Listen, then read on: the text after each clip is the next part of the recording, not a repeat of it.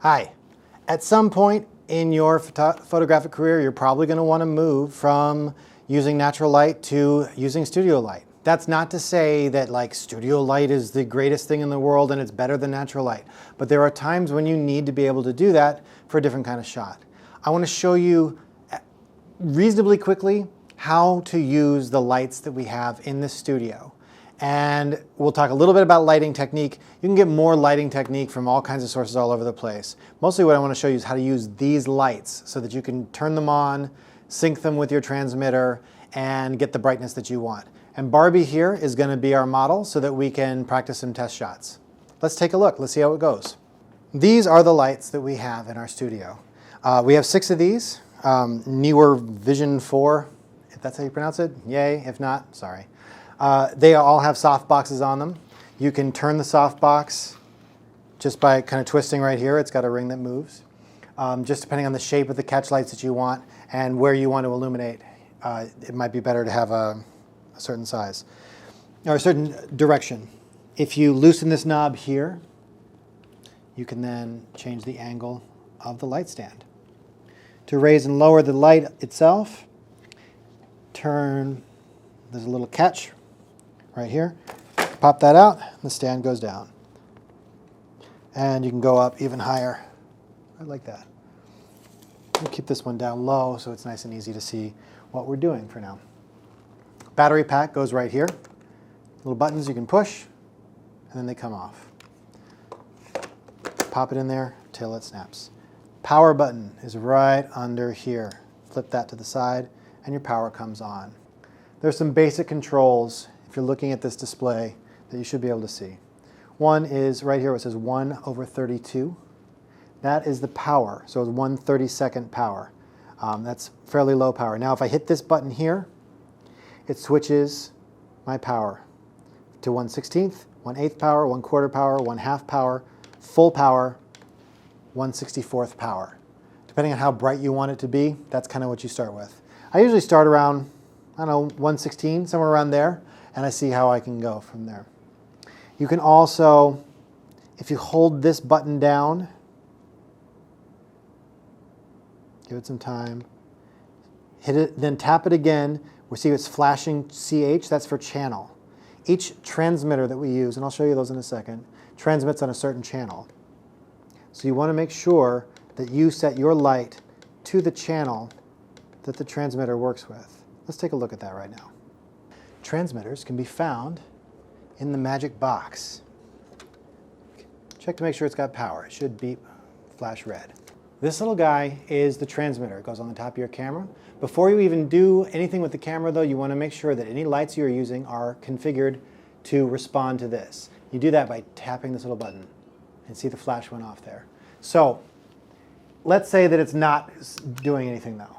If when you press the test button on your transmitter, if nothing happens, it did because I've got it set right now. But if nothing happens, that means that the channel here is not the same as the channel here. They will change from time to time because there may be multiple people using flashes all in the same kind of general space. And if all the transmitters were set to the same channel, you'd be triggering each other's flashes. So we change them around. So if it's not set, here's how you fix it. Hold down this button until the menu changes. If you just tap it, it'll switch other menus, and you don't want to mess with that. You want to keep it on manual. So now you switch it. Now you tap it to switch to channel. Now by hitting these little arrows, you can go back and forth. So we're going to change our channel, channel 1. And then you click this button to see if it triggers a flash. Nothing happened. Now I switch to channel 2, trigger the flash. Nothing happened. Channel 3, trigger, nothing. 4, trigger, nothing. 5, trigger, nothing.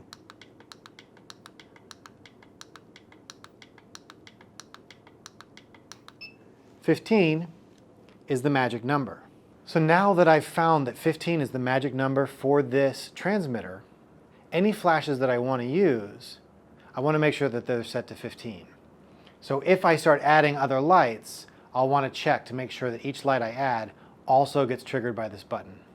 If when I turn the flash on, nothing happens when I hit this button, that means I need to reset it. So I hold this down and then I tap it once to switch the channels, and I set the channel there. If you leave it alone for a while, it goes back to its main menu, and then when you're in manual mode, hitting this button switches your power. Now let's try, those are the basics that you have to know to get the lights going. Let's take a quick look at how this works with the camera, and we'll take some pictures. Here I have a Canon EOS RP with a 50mm lens.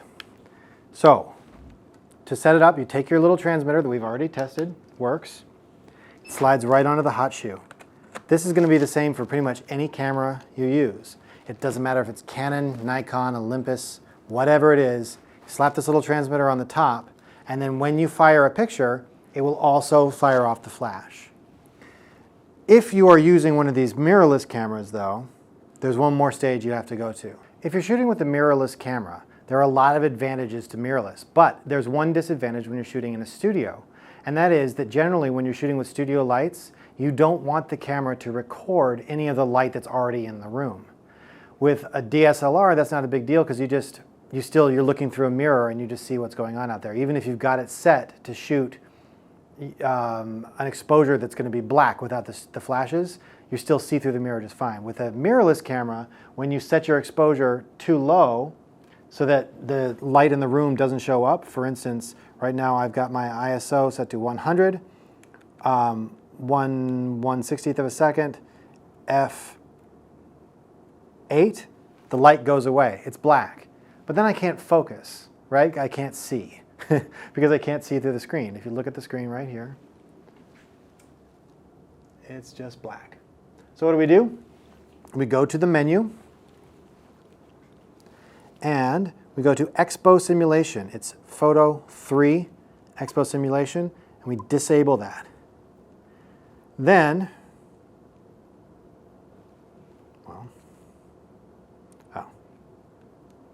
actually I had to hit the button. Then it goes right back to showing you just like if you were looking through a mirror.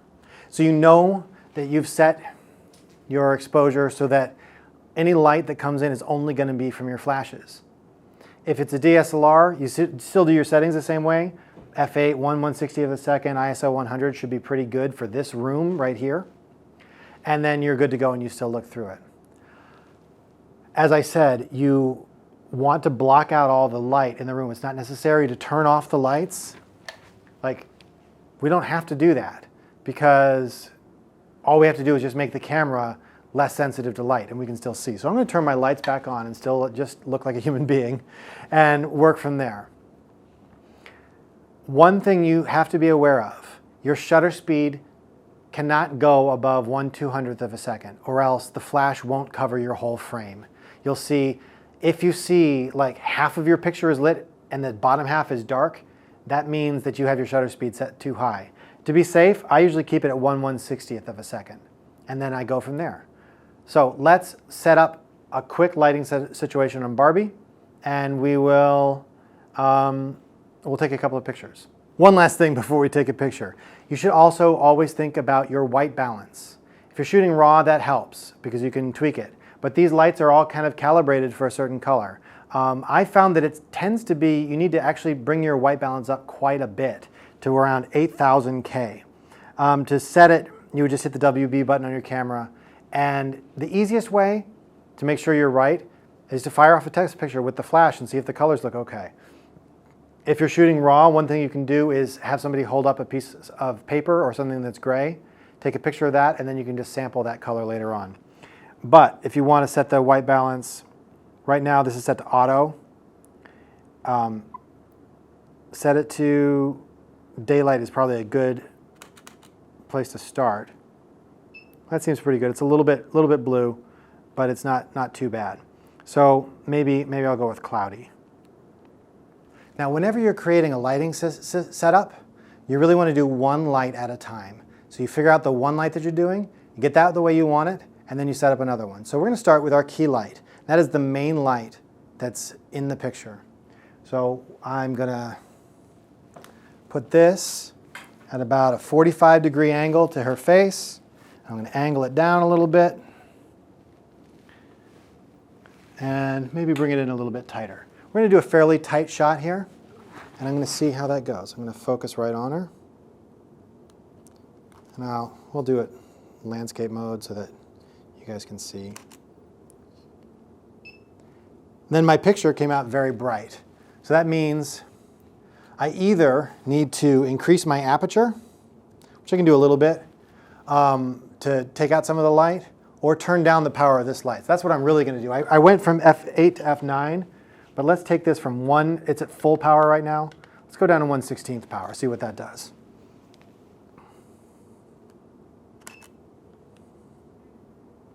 It's a little bit dark. I'm going to drop my aperture back down. Let's move this to 1/8 power. And it's just this trial and error kind of approach that really works best. That looks like a pretty good exposure to me. So now we need to add a second light.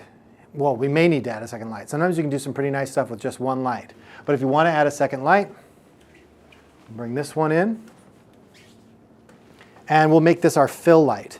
The fill light, its job is to fill some of the shadows. So take some of the pressure off. I'm going to test, make sure that this is good. This one is synced as well.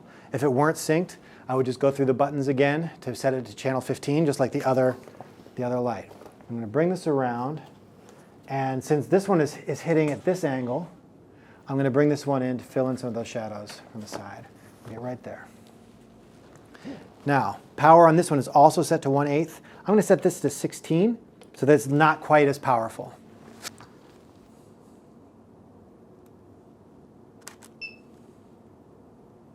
And then you can see the difference in those shots, that the first one had very dark shadows on this side of her face, and the second one has pretty much filled in those shadows.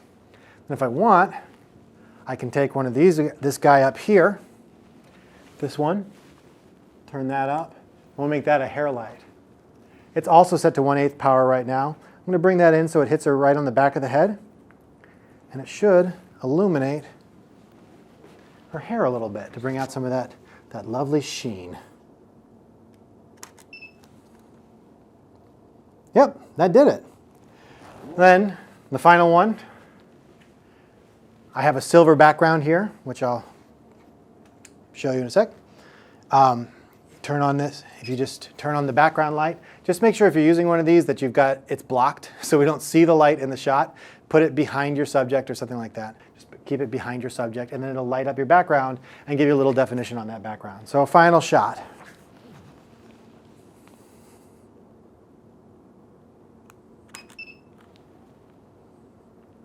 And then it just lit up that silver reflector a little bit. We share this studio, so try to remember to take the batteries out of your light packs, out of your flashes when you're done, and plug them in right here into the rat's nest of wires that we have. Get all of those. Make sure that you take the transmitter, take it off, throw it back into the treasure chest, and try to leave the room looking as nice as it was when you found it. That shouldn't be too hard since the room is kind of a mess right now. All right. Play with the flashes. Have some fun.